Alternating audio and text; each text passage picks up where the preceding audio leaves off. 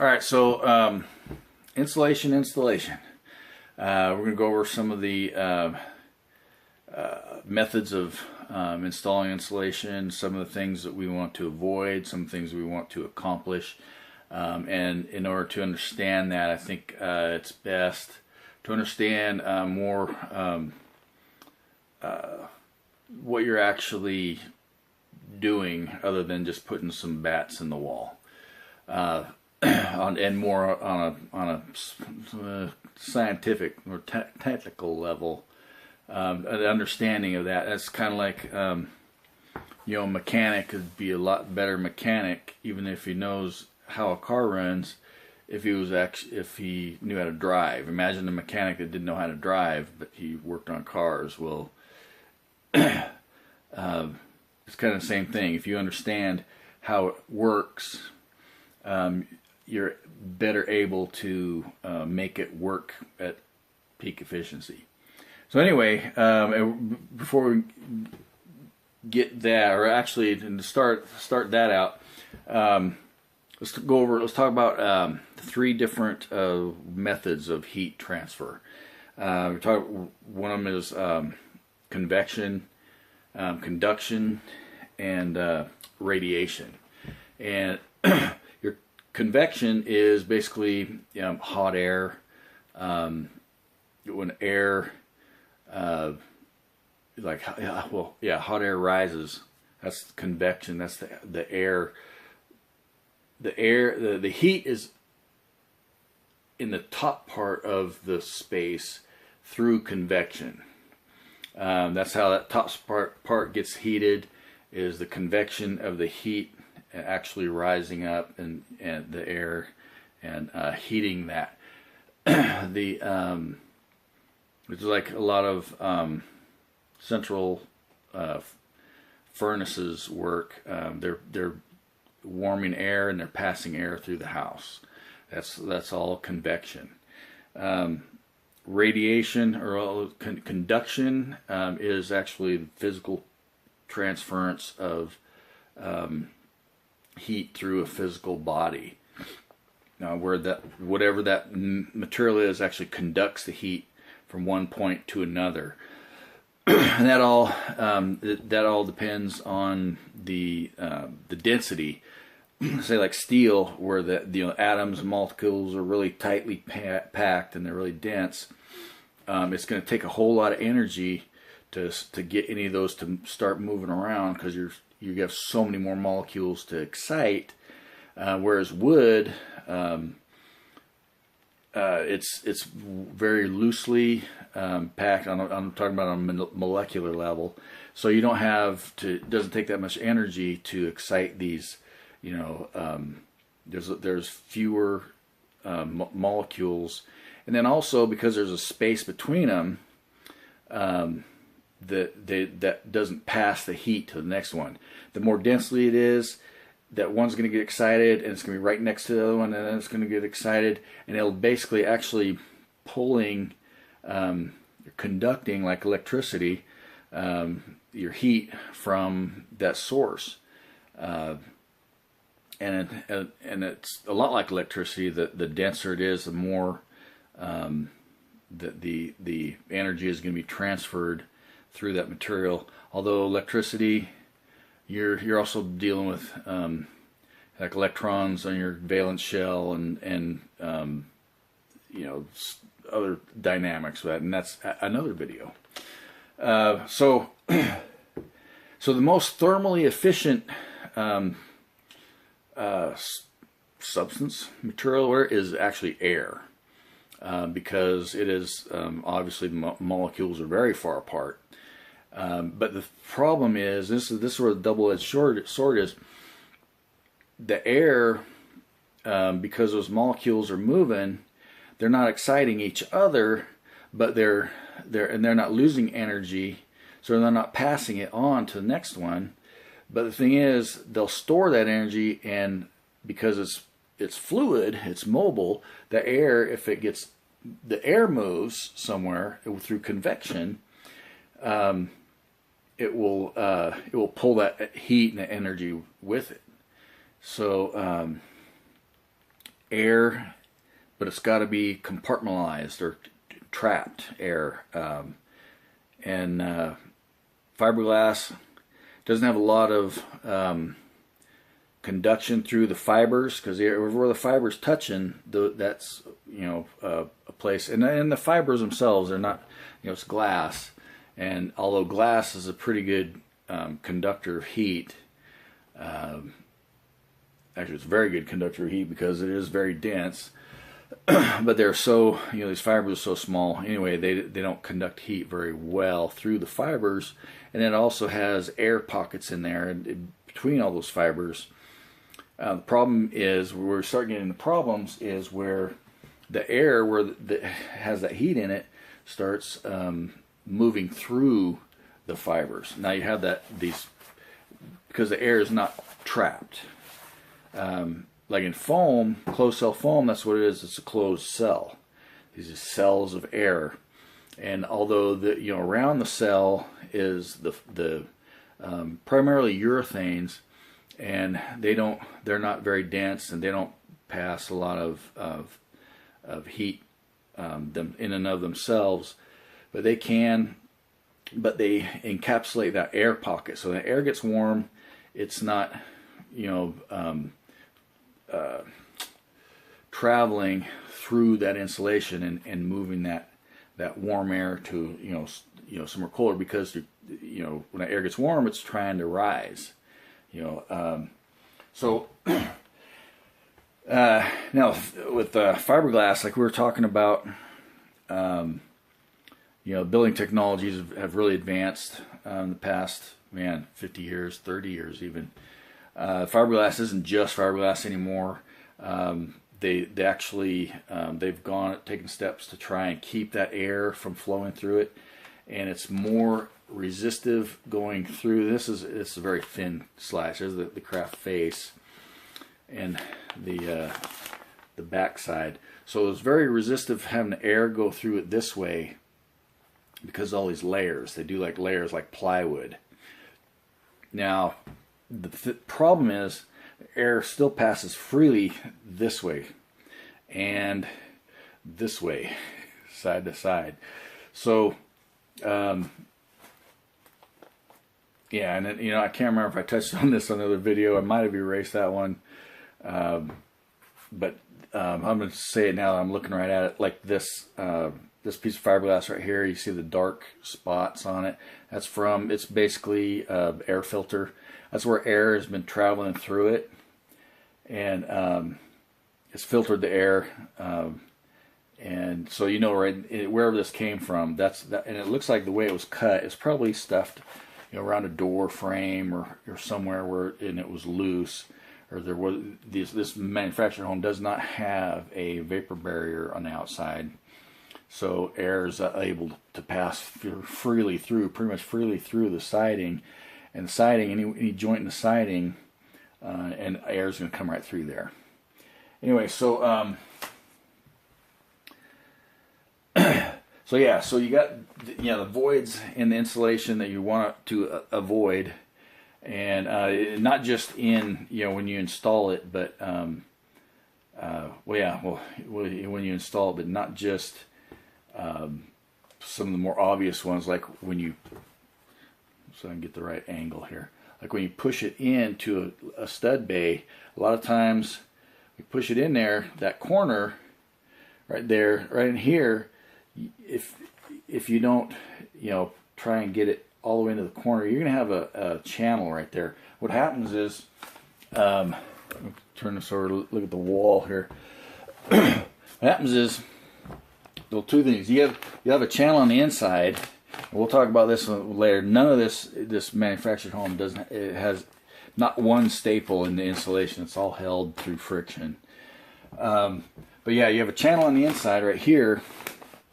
So if this air gets warm, it goes up because of convection. It goes up, and then you have on the top. This one's kind of tight. That one's pretty tight.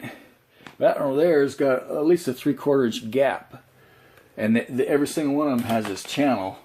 The air goes up, goes through this pocket, this gap in the top here, cools off, then drops down on the inside where that other channel is that you put in on the cold side. So on the inside, on the back side of this, right in here, against the siding, if you got a channel on there, it gets cold and drops down. While the hot air is kind of pressurizing the top, the cold air is falling down and pressurizing the bottom, and you're actually getting a cycle where the hot air rises, cools, comes out the bottom, filters its way through the fiberglass to the face, comes back up, warms up, comes up. So basically what you're doing is, it's like a radiator. That's exactly how a radiator works. It warms whatever's in the radiator, puts it to the cold side or the hot side, whatever you're trying to do. If you're trying to hot or cold on the inside, it makes it warms that substance, whether it's radiator fluid or air, goes the outside, cools off, and basically what you're doing is warming your siding and cooling off your drywall, your house. It's like a heat pump. It just pumps the air, pumps the heat out of your house. So that's one of the things you want to try to avoid. But then also, and this is something kind of a stickler to me, the drywall installers. I know I got a friend who does this, who installs drywall, and he hates it when they staple on top of the stud. That is a big no-no, because oh my God, you can't see the stud anymore. Well, I'm thinking I can feel the stud right there. So when you go to put your drywall up, so they always staple it on the inside. Put staples on the inside. The thing about it is, you just compromise your vapor barrier. Now you got this exposed wood. Now, and you once you push that, staple that open like that, you've got, well, a factory-made channel all the way top to bottom. And I guarantee you it's going to go up to the top. And unless this is sealed, I mean sealed, any kind of crack up there, it's going through, and you're going to have that cycle. That is the most ridiculous. And it even says on your manufacturer's and your installation instructions, face stapling every time. That's anyway, just a little pet peeve of mine. So you kind of want to avoid that. And then let's see, what other thing? Oh, and while I'm talking about it, I think I showed in one of the other videos how I opened up one of these bundles on the side. I opened it up, cutting down the side, and I pulled the bats out, left the ends intact. So the ends were, there's kind of like a, I don't know, the ends clamped down, that kept it intact, kept it under control. This one, because I wasn't going to use I only used 3 bats out of this. I just cut the end, and I can just, pretty much, it has not changed the size at all. It hasn't exploded or taken off, so it makes it a lot more manageable if you're not going to use the whole bundle. And you just grab it from the top, pick it up, shake it side to side, and it slides out. I'm not going to take this out because I will not be able to get it back in, and I really don't need to use it. There's that. We want to cut it down a little bit on the sides so that you expose it a little bit at the top, so you can, because they're going to be tight. Like I said, 3 of them are missing. It's a little bit looser now. They're tight, but you want to be able to get your hands and loosen up the top edge of the bundle, so you get your hands on there, and you can pull them out. And let's see, and a lot of this applies to remodels and stuff, because if you're doing the whole house, you're most likely going to be using the whole bundle. But even then, you don't want things blowing up and being a nuisance, because that one bundle can take up half a room when it blows up. So anyway, now then when you come to like outlets and pipes and stuff, you want to try and I didn't cut this one because I want to maintain the vapor barrier behind this pipe, and it's 2x6 wall, so there's plenty of room. But ordinarily, actually, this would still be a 2x6 wall because it's a 2-inch pipe in it, and 2x4 would be just too thin. And in this weather, it would when it's freezing out, it's 10 or 15 below zero.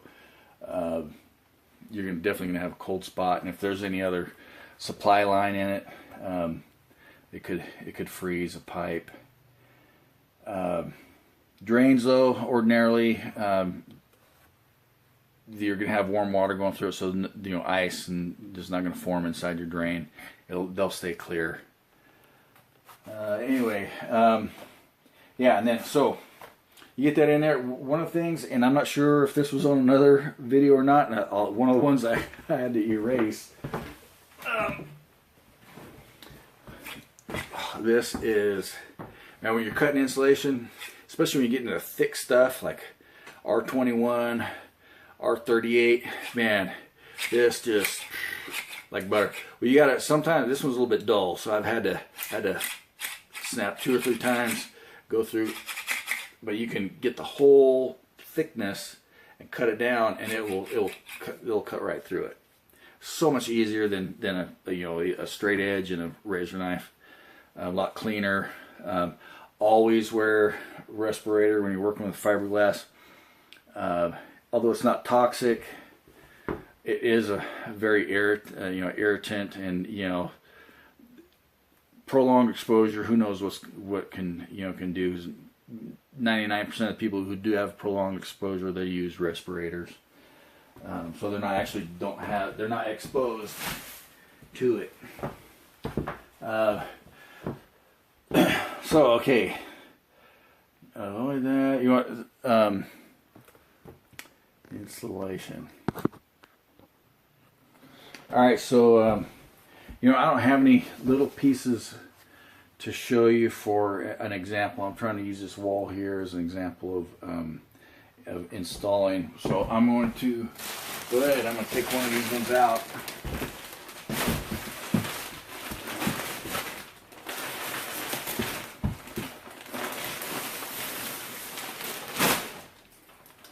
And then I'll show you how this.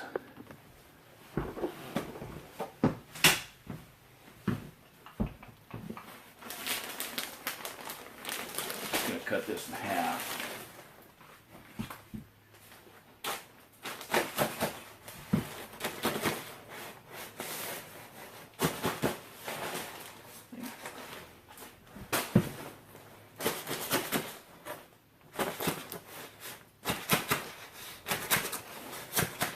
It's a little dull.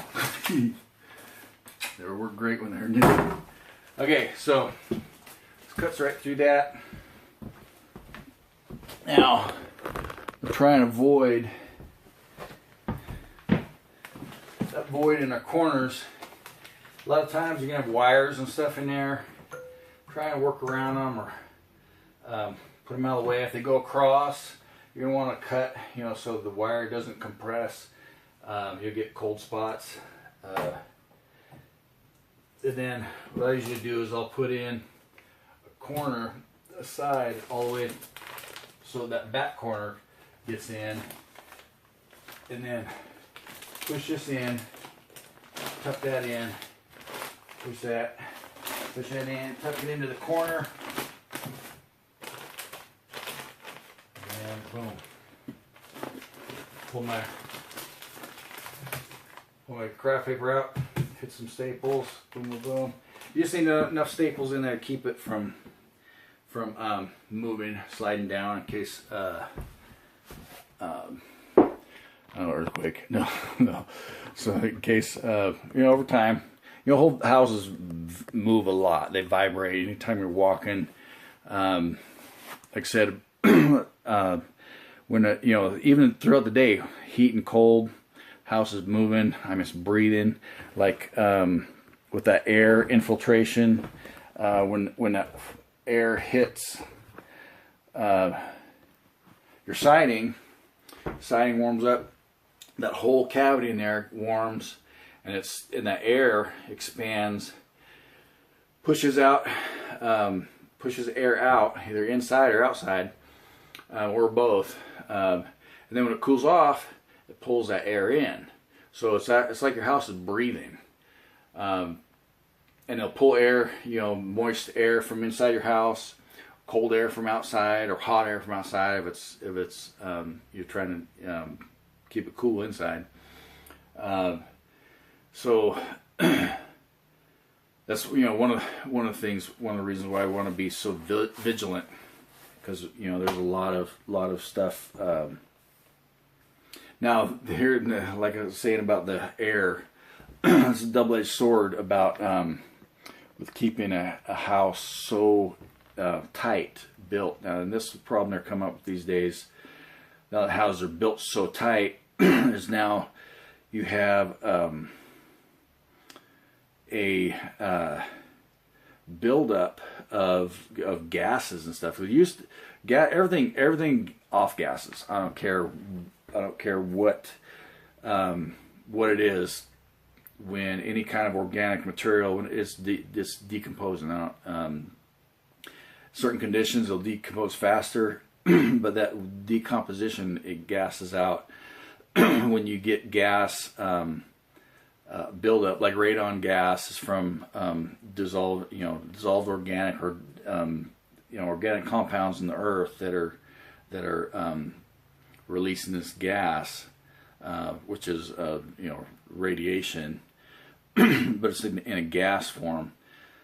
You have this buildup in your house, and it almost becomes a toxic environment. And imagine being in a fish tank that never gets cleaned.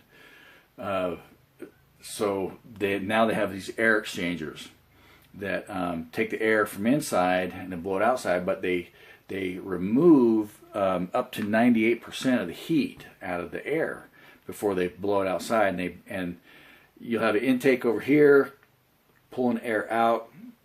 You'll have this exchanger bringing air back in, but all that heat that is taken out comes back in over here.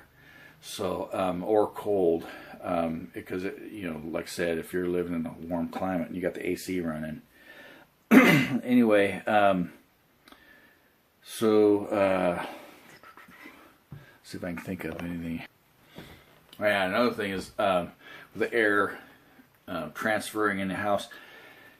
Any bathroom fan, kitchen fan, fireplace, like with the channels and insulation we get in the fireplaces and flues and stuff, is what they call a stack effect, where your hot air is pulled up out, and that's actually the way it's designed. It's supposed to pull the smoke out, but the problem is it pulls all that warm air out of the room, out of the house with it. And to replace that warm air, now you have a vacuum in your house. Replace that air. It's pulling air, through cracks around the windows, through cracks in the siding that comes in, like that insulation comes through the insulation, and then works its way through an outlet box or around a window jamb or something that is not sealed airtight. So yeah, that's another thing you want to keep in consider also about that. Yeah, I think that's pretty much it. Any questions or anything, comments? Please feel free to comment, leave something. Remember to subscribe, like, and share.